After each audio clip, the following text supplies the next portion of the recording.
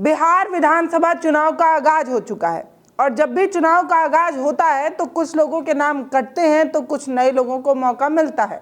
कई की महत्वाकांक्षाएं पूरी भी होती हैं, टिकट भी मिलता है, जीतते भी हैं और कई लोग दाव हार भी जाते हैं। लेकिन बिहार विधानसभा चुनाव में ये जो चुनाव है इसमें भोजपुरी तड़का कितना लगने वाला है। कई ऐसे भोजपुरी एक्टर हैं जो इस चुनाव में उतर रहे हैं और कहां से उतर रहे हैं, किस पार्टी से उन्हें मौका मिल रहा है, आज इस वीडियो में आपको बताने जा रहे हैं। मतलब आप समझिए कि एक तो बिहार की सियासत, दूसरा भोजपुरी तड़का, दोनों आपस में टकराने वाले हैं और देखना दिलचस्प होगा कि जनता किसे पसंद करती है।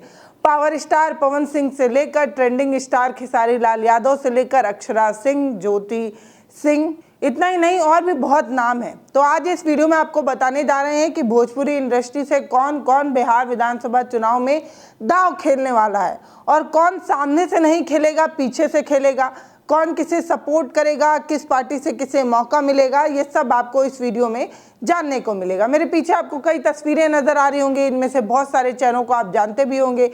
मैं ये उम्मीद करती हूँ कि आप इनमें से सबको ही जानते होंगे। बिहार की सियासत ऐसी है और बिहार की राजनीति ऐसी है कि बिहार का हर एक नागरिक न सिर्फ राजनीति से जुड़ा होता है बल्कि लोगों को खूब अच्छे से पहचानता जानता भी है। बिहार में मुद्दों पर जो है वो वोट पड़ता है, जाति पर जो है वो वोट पड़ता है। बहलाने फुसलाने पर कोई ज़्यादा बहता नहीं है, ना तो हिंदू राष्ट्र पर बिहार में वोट पड़ता है और ना इस तरीके की किसी एजेंडे पर। बिहार में वोट पड़ता है तो जातिगत एंगल पर, बिहार में वोट पड़ता है तो अपने मुद्दे पर, बिहार में वोट पड़ता है तो बिरादरी पर। चलिए आते हैं। तो आप इनको पहचान रहे होंगे, इनका नाम है अक्षरा सिंह। अब आप कहेंगे ये क्या मजाक है। जो लोग बिहार से नहीं हैं और जो लोग भोजपुरी इंडस्ट्री से नहीं जुड़े हुए हैं या नहीं देखते उन्हें तो बताना ही होगा। तो अक्षरा सिंह बहुत फेमस हैं, भोजपुरी इंडस्ट्री में इन्होंने काम किया हुआ है, आगे बॉलीवुड इंडस्ट्री में भी दांव खेलने की कोशिश में है। अब बताया ये जा रहा है कि अक्षरा सिंह गिरिराज सिंह से भेंट कर रही हैं।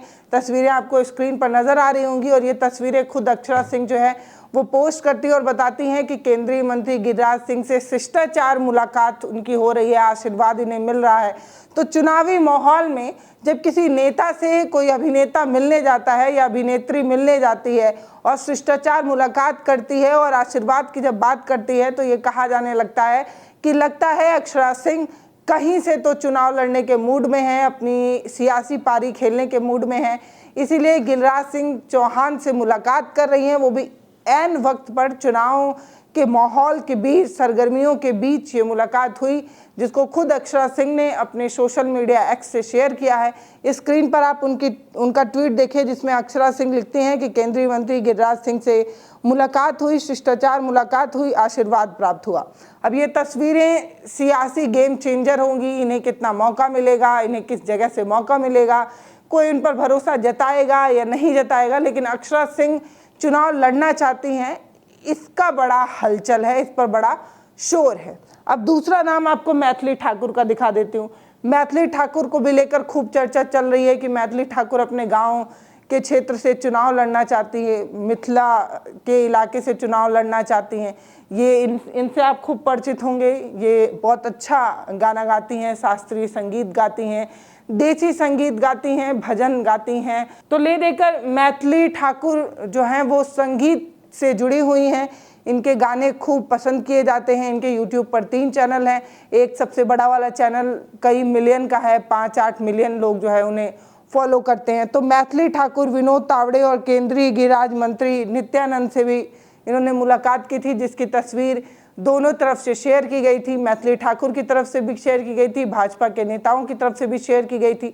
तस्वीरें शेयर करते हुए इस तरीके का ट्वीट भी किया गया था कि ये वो परिवार है जो पलायन का शिकार हुआ, जिसे रोजगार के लिए बिहार छोड़कर जाना पड़ा और इसके लिए कहीं ना कहीं तेजस्वी और उनके पिताजी को जिम्मेदार ठहराने की कोशिश भी हुई थी।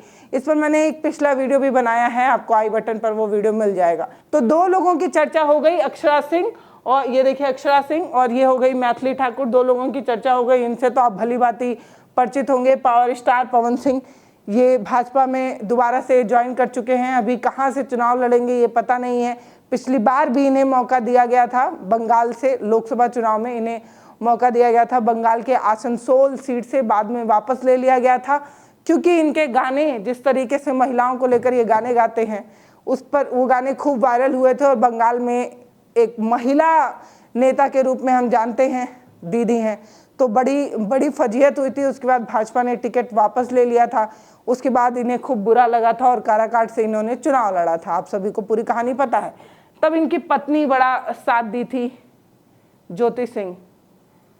तब इनकी पत्नी ज्योति सिंह ने बड़ा साथ दिया था और जो कंट्रोवर्सी अब इन दोनों लोगों के बीच में चल रही है, इस पर मैंने पिछले कई वीडियो बना चुके हैं, तो मुझे नहीं लगता कि उस पूरे खिचड़ी को यहाँ पर परोसा जाए। तो इतना जानिए कि ज्योति सिंह जो है वो भी टक्कर दे सकती हैं। कहा तो ये भी जा रहा है कि पवन सिंह जहाँ से लड़ेंगे उन्हीं सीट पर जो है महागठबंधन से इन्हें उतारा जाएगा।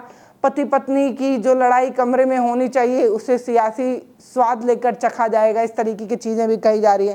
फिलहाल महागठबंधन की तरफ से इन्हें मौका मिलेगा, ये बात सिर्फ हवा हवाई नहीं है। समाजवादी पार्टी के राष्ट्रीय सचिव हैं अवलेश सिंह, उन्होंने खुद कहा है कि पवन सिंह ने जो कुछ भी ज्योति सिंह के साथ किया है वो ठीक नहीं है। बलिया की बेटी, भारत की बेटी, उनका अपमान हो रहा है, महिलाओं का अपमान हो रहा है, इस तरीके की बात उन्होंने कही थी। और कहा था कि यदि पवन सिंह ज्योति सिंह को न्याय नहीं देते हैं, उनका उचित सम्मान नहीं देते हैं, तो जो ज्योति सिंह है वो आरजेडी, तेजस्वी जी की पार्टी आरजेडी से जो है वो चुनाव लड़ सकती हैं और महागठबंधन के लिए प्रचार कर सकती हैं। तो मतलब समझिए कि अगर पवन सिंह ने ज्योति सिंह को सम्मान नहीं दिया, अपनाया नहीं, उन्हें अपनी धर्मपत्नी के रूप में स्वीकार नहीं किया, तो ये भाजपा से रहेंगे और ये आरजेडी से रहेंगी।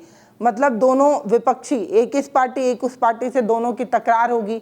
न जाने वो सीट कौन सी होगी, क्या सच में पवन सिंह जिस सीट से लड़ेंगे उसी से ज्योति सिंह को मौका दिया जाएगा।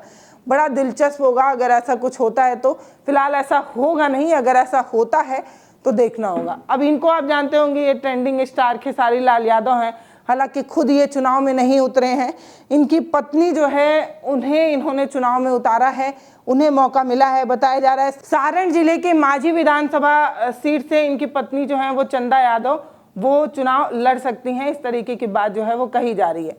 तो खेसारी लाल यादव खुद से चुनावी मैदान में नहीं उतरे, अच्छा किया। जब कोई अभिनेता नेता बनने की कोशिश करता है तो उसका क्या कुछ होता है ये बताने की ज़रूरत नहीं है। लेकिन ऐसा नहीं है कि वो जीतता नहीं है, ऐसे बहुत से एग्जाम्पल हमारे यहाँ सेट किए जा चुके हैं जिन्हें मौका भी मिला है और अच्छे अच्छे पद पर भी लोग पहुँचे हैं। मनोज तिवारी, इनके भी कई गाने पॉपुलर रहे हैं, बेबी बीआरपी के वाला, लेकिन ये दिल्ली से अभी भी जो है वो नेता के रूप में, भाजपा के नेता के रूप में जाने ही जाते हैं। चुनाव जीता भी है, लोगों ने उन पर विश्वास जताया ही है। मनोज तिवारी पता ही होगा, मनोज तिवारी के अलावा रवि किशन गोरखपुर से अभी सांसद हैं, वे भी भोजपुरी स्टार रहे हैं, वो भी जीते हैं।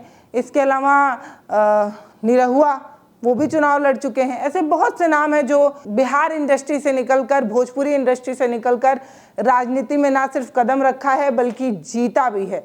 और बॉलीवुड से भी कई लोग जो है वो चुनाव में जो है वो दांव खेल चुके हैं। तो ऐसा बिल्कुल नहीं है कि जनता जो है वो अपने पसंदीदा जो अभिनेता होते हैं उनको नेता के रूप में स्वीकार नहीं करती। लेकिन खेसारी लाल यादव ने एक काम बढ़िया किया है कि खुद नहीं उतरे, अपनी पत्नी चंदा को जो है वो मौका दिया है, चंदा यादव। हालांकि खेसारी लाल यादव और पवन सिंह में बहुत ज़्यादा फर्क है, ऐसा कहा नहीं जा सकता, क्योंकि खेसारी लाल यादव के भी कई प्रेम प्रसंग जो हैं वो सामने आते रहे हैं, इनके भी अफेयर की खूब चर्चा होती रही है। लेकिन एक बात अच्छी है कि खेसारी लाल यादव दिमाग बहुत लगाते हैं। वो कहीं भी टीवी चैनल या कहीं भी प्रेस के सामने बैठते हैं तो अपनी सफलता के लिए अपनी पत्नी को जिम्मेदार बताते हैं कि हम यहाँ पर हैं, उसके लिए मेरी पत्नी ने बहुत संघर्ष किया, ये किया वो किया, ले देकर करते ये भी सब कुछ है। लेकिन अपनी पत्नी को क्रेडिट दे देते हैं। और कहीं ना कहीं मुझे लगता है कि चंदा जी बहुत सीधी हैं और वो सब कुछ आंख मूंद कर मान लेती हैं। खैर छोड़िए ये सब। अब एक नाम है रितेश पांडे, इन्हें भी जानते होंगे, ये भी भोजपुरी गायक हैं। ये जो है वो प्रशांत किशोर की पार्टी से चुनाव लड़ेंगे और उनकी पार्टी इन्होंने ज्वाइन कर ली है। अब देखना होगा कि जनता कितना विश्वास जताती है। इनको तो आप जानते ही होंगे, राधे श्याम रसिया एक ज़माने में खूब प्रसिद्ध हुआ करते थे, अपने गानों की वजह से खूब जाने पहचाने जाते थे। लेकिन फिर वही 90s के सितारे जैसे धूमिल हो गए, वैसे कहीं ना कहीं राधे श्याम रसिया भी जो है वो गायब हो गए। अब इनके अपने कारणों की वजह से ये गायब हुए, इनके खुद के कई कारणों की वजह से ये गायब हो गए, या क्या वजह है ये नहीं पता। लेकिन जनता से ये अब वोट मांगेंगे। तो ये वो नाम हैं जो इस बार विधानसभा चुनाव में दांव खेल सकते हैं। अगर पार्टी ने इन पर भरोसा किया, इन्हें मौका दिया, तो ये चुनावी मैदान में उतरेंगे, अपना दमखम दिखाएंगे, जनता से वोट मांगेंगे, जनता इन पर कितना यकीन करेगी, आप इन्हें कितना पसंद करते हैं और पसंद करते हैं तो इन्हें वोट देंगे कि नहीं, ये तो भैया आप ही जानते हैं। ले देकर मौका सभी मांग रहे हैं, लेकिन चौका कौन मारेगा और जनता का भरोसा कौन जीतेगा, ये देखना दिलचस्प होगा। तो बिहार के चुनाव का आगाज हो चुका है। हर शख्स जो है वो दांव पेच लगा रहा है, कोई इधर से मिल रहा है, कोई उधर मिल रहा है, कोई टिकट मांग रहा है तो कोई जीतने की कोशिश कर रहा है। यही तो चुनावी मौसम है और इसी का तो मजा है। फिलहाल ये वीडियो आपको कैसा लगा वो आप हमें कमेंट सेक्शन में लिखकर ज़रूर बताइएगा। वीडियो को शेयर करिएगा ज़रूर, चैनल को सब्सक्राइब करिएगा। अगर आप चाहते हैं कि बिहार विधानसभा चुनाव में हमारी कवरेज ऐसी ही बनी रहे तो प्लीज़ हमारे वीडियोस को शेयर कीजिए। आपके हर एक शेयर से हमें मनोबल मिलता है, ताकत मिलती है और मेहनत करने का जज्बा मिलता है। तो वीडियो को शेयर करिए, चैनल को सब्सक्राइब करिए। बहुत धन्यवाद।